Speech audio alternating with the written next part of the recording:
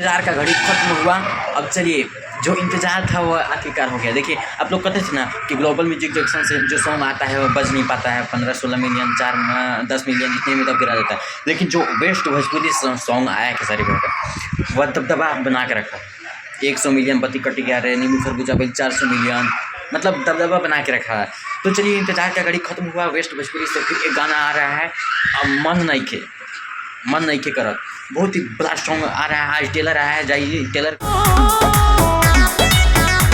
Music कैसा लगा, थोड़ा सा कट के रहता है, बस सुनिए कि कैसा सॉन्ग। अंदाज लगा सकते हैं आप टेलर से कि कैसा सॉन्ग है, नहीं है, लेकिन इतना अंदाज लगा है कि जो वेस्ट भोजपुरी से सॉन्ग आता है भैया, वो करता फाड़ी रहता है। आप तो जानते होंगे कि वेस्ट भोजपुरी से गाना टोटल बजता है, टोटल जो आता है बम्फार आता है।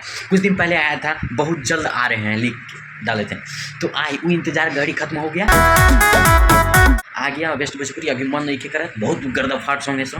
दोस्त, अपना भाई को वीडियो शेयर कीजिए, चैनल को अगर जुड़ना चाहते हैं सब्सक्राइब कर लीजिए, भाई लेकिन दबाना ना भूलिए भाई। नमस्ते गाइस, ओके, दबा को प्यार दीजिए अपना ट्रेंडिंग स्टार को। शेर है बस शेर, अपना भाई ना।